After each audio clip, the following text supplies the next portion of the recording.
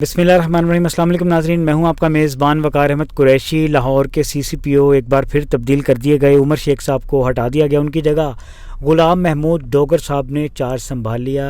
इसके पीछे हक़ाइक़ क्या हैं जानेंगे एहसान चौकस साहब से। सीनियर क्राइम रिपोर्टर हैं और क्राइम के काफ़ी एक्सपर्ट हैं। एहसान साहब, ये बताएं कि उमर शेख साहब को घर भेजने की वजह क्या बनी? उमर शेख साहब जब आए तो हुकूमत ने बड़े दावा किए थे। देखें, उमर शेख साहब आए वो इतने तगड़े अफसर थे कि उनकी अपने IG जो थे उस वक्त के शुएब दस्तगीर, उन्होंने तहफ़्फ़ुज़ात ज़ाहिर किए कि मुझे ये जो हैं जो उमर शेख हैं ये मेरी टीम के लिए मुझे पसंद नहीं है कि इनको CCPO लाहौर ना लगाया जाए। और उसमें यह हुआ कि IG पंजाब को बदल के ही इनाम गनी साहब को शुएब दस्तगीर की जगह IG पंजाब लगा दिया गया। CCPO फुल तगड़े अफसर पे आए, इनकी मुख्तलिफ जब से आए हैं इनके कोई तब से ये जो है ना, एक तो मीडिया की जो है वो अपना उसमें ये बड़े इन रहे हैं। जब भी आए हैं तो मुख्तलिफ इन्होंने लाहौर पुलिस के धड़ाधड़ तबादले किए, अपनी मनपसंद जो है वो टीम ये लेके आए और इन्होंने चैलेंज कर दिया कि मैं 3 महीने में ना सिर्फ पुलिस कल्चर तब्दील कर दूंगा बल्कि लाहौर के बासियों को नज़र आएगा। और इमरान खान तक साहब के ये दावे थे कि ये न्यूयॉर्क पुलिस का नमूना बन जाएगा लाहौर पुलिस जो है, लेकिन उसके बिल्कुल बरक्स हुआ। जितने इनके साथ टीम करने वाले अफसर थे, या वो इनसे नाराज़ हो गए या वो इनको छोड़ के चले गए या उन्होंने खुद जो है वो दरख्वास्त कर दी हुकूमत से कि हमें लाहौर से हटा दिया जाए। मसलन इनके दौर में जो DIG इन्वेस्टिगेशन थे वो चले गए, SP CIA चले गए, इनके रवैये से नाला होकर चल गए। और इन्होंने तकरीबन अपने दौर में जो है 1360 जो पुलिस अफसर एहलकार थे उनके तबादले कर दिए। इसके अलावा 50 के करीब SHOs और इंचार्ज इन्वेस्टिगेशन को एक लिस्ट बनाई, ब्लैक लिस्ट। उस ब्लैक लिस्ट बना के उस कैटेगरी में डाल के कह दिया कि आइंदा ना ये कहीं SHOs लग सकेंगे और ना ये इंचार्ज इन्वेस्टिगेशन लग सकेंगे।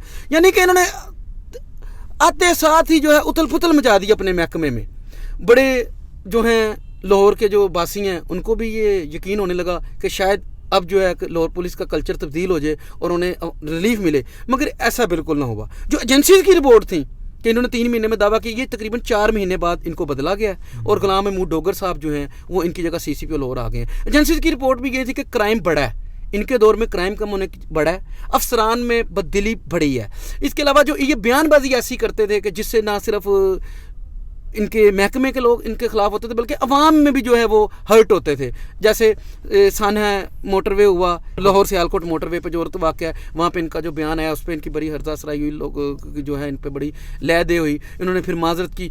हर मौके पे ये ऐसा बयान दाग देते थे और अपनी अमलन जो है काम करने के भी ऐसा बयान दाग देते थे कि जो है इससे ना सिर्फ महकमा पुलिस की बल्कि हुक्मरानों की भी सुबकी होती। क्राइम रिपोर्टर्स के साथ भी काफ़ी सख्त, लेकिन हर एक के साथ सख्त रवैया था। नाम वो अपने बस वो एक मौजी से आदमी थे, अपनी लहर में होते थे, उनको किसी चीज़ से कंसर्न नहीं था। अपने जो है वो अपनी बयान देते थे, अपने बयान दागते थे बस। लेकिन अमलन जो है ना लोगों को रिलीफ मिला, ना थानों में लोगों की सुनवाई हुई, ना पुलिस कल्चर तब्दील हुआ, ना थाने शहर जो है वो अमन अमान का गवारा बना।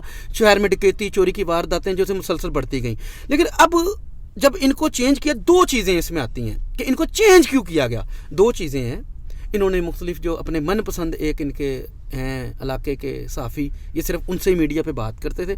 उन पे बात करते हुए इन्होंने हमेशा अदालतों के ख़िलाफ़ बात की, अदालतों की हर्जासराई की कि अदालतों से मुलजिम छूट जाते हैं, अदालतों से कातिल छूट जाते हैं। लेकिन बात यह कि जिस पे chief justice Lahore high court ने नोटिस लिया, उन्होंने कहा जी अदालतों से कैसे बंदे छूट जाते हैं, जबकि इन्वेस्टिगेशन करना, चलान को जो है वो भिजवाना आपका काम है। आपके जो चलान नामुकम्मल होते हैं, पुलिस वाले जो मुकम्मल करके जो वो मुलज़म को अंदर जो है उसके कोई इस तरह के कोई उसको रियायत दे देते हैं या उसको शक का फ़ायदा करके कर देते हैं कि जिसके अदालत को पुलिस की इन्वेस्टिगेशन को मानना पड़ता है। और होते हैं पुलिस अपने काम सही तरह करती नहीं और अदालत को ले रही है। उन्होंने जो है उस वक्त बड़ी सुबकी जो वज़ीर आला की तर्जमान है उनसे भी उन्होंने इसकी अपना इतलात की, उनसे उन्होंने कहा कि जी आप हमें भी रिटर्न दें। इसके अलावा उन्होंने एडवोकेट जनरल को और सब पुलिस और साथ जो है अटार्नी जनरल को कहा कि जितने भी आज तक CCPO लाहौर उमर शेख ने अदालतों के खिलाफ बयान दिए हैं, उसको वो लिख के नोट करके लाएं और इसके ऊपर जो है अदालत की हद तक इज्जत की कंटेम्प्ट ऑफ कोर्ट की कार्रवाई की जाए उमर शेख के खिलाफ। एक ये था।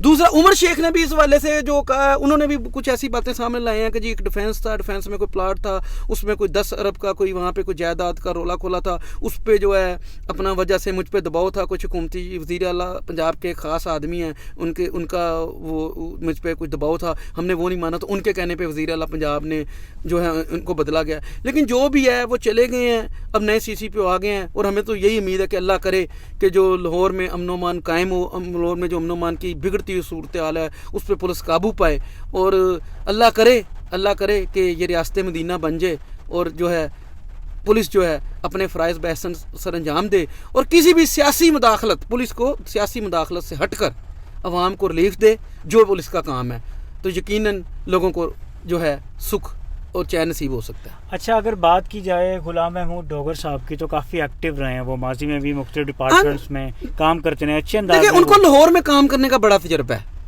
वो SP सदर रहे बड़ी देर, वो जो है वो CTO लाहौर यानी चीफ ट्रैफिक ऑफिसर लाहौर है, इसके अलावा DIG भी 1 साल वो लाहौर में DIG की पोस्टिंग की, उनका अच्छा दौर था। लेकिन वो लाहौर के में क्राइम को कंट्रोल करने या आप कहते हैं लाहौर में काम कर रहे हैं कि मजाज को समझते हैं। उमर शेख तो आए हैं दम से, वो लाहौर के कल्चर को, मजाज को भी नहीं समझ पा रहे थे, पुलिस टीम से काम कैसे लेना नहीं समझ पा रहे थे, पुलिस को उन्होंने अफसर को सारों को नाराज़ कर लिया था।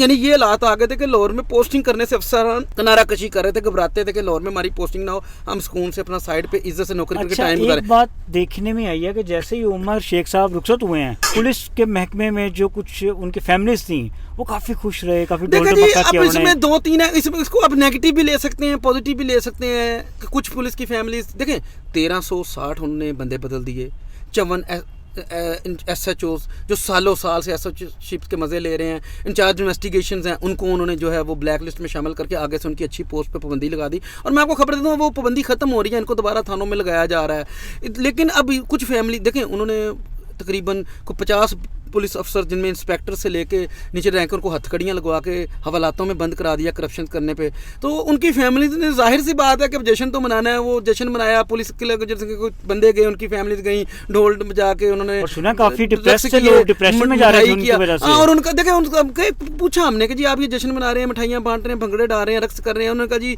ये CCPO जो लाहौर है, इनकी वजह से हमारे बाप बेटे जो महकमा पुलिस लाहौर में वो डिप्रेशन का शिकार थे, ज़हनी मरीज बन गए थे।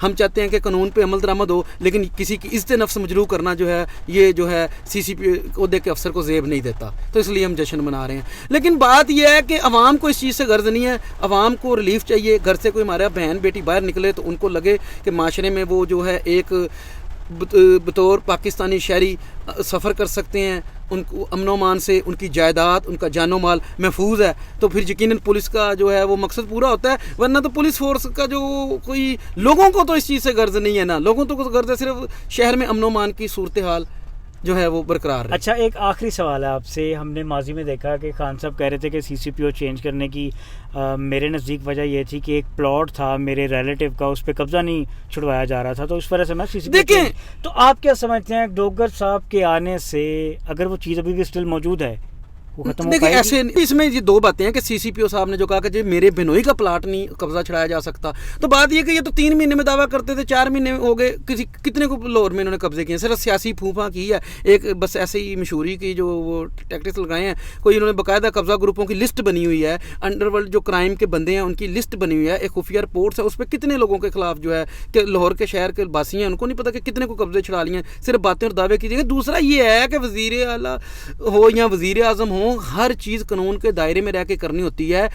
अब अदालत में जो उनके बनोई के प्लाट का कब्जा था, जो मुखालिफ पार्टी थी उसने रिट की, तो वो अदालत ने दोबारा दूसरी पार्टी को, इनके बनोई से कब्जा लेकर दोबारा दूसरी पार्टी को दे दिया, और उन्होंने CCPO की भी सुबकी की, हुकूमत की भी सुबकी की कि आप जो है कानून के मुताबिक ही हर काम करेंगे, कानून से मावरे अदालत आप कैसे किसी का प्लाट छीन सकते हैं। अगर उनके पास है तो अदालत में आके सिविल मैटर करके तो उसमें अपनी अदालती जंग जीत के अपने प्लाट पर कब्जा करें, ना कि आप CCPO का सहारा लेके या उसका कर दें। या दूसरा ये है कि ये भी इमरान खान का गलत है कि क्या सारी रियायत इमरान खान की, हम सारे पाकिस्तानी, हमारे जो वज़ीर आज़म इमरान खान है, सबके प्लाटों की हिफाजत करना उनकी जिम्मेदारी है, तो क्या उन्होंने सबके प्लाटों के लिए लहदा CCPO लगाएंगे? बात ये नहीं है, बात है कानून पे अमल दरामद करने की, बात है यकसा कानून नाफज करने की, बात है कानून को हर शहरी के साथ गैर कानूनी अमल होने पर हरकत में आना होगा। अगर ये काम हो जाएगा तो फिर सबकी जायदादें, सबके प्लाट महफूज रहेंगे, ना कि सिर्फ जो है कि हुक्मरान सिर्फ ये करें कि हमारे अजीज़ों के, हमारे रिश्तेदारों के प्लाट बच जाएँ, हमारे अजीज़ों रिश्तेदारों को इंसाफ मिल जाए। नहीं, हम सब पाकिस्तानी उतने ही मुअज़्ज़ज़ और आपको मुकद्दम होने चाहिए कि सोसाइटी में बिला इम्तियाज़ जो है इंसाफ फराहम किया जाए। तो फिर यकीनन महकमा पुलिस का और आपकी तरीके इंसाफ की हुकूमत का और रियासत मदीना बनने का ख्वाब पूरा हो सकता है। Thank you very much Hasan साहब, बहुत शुक्रिया, अल्लाह आपको खुश रखे।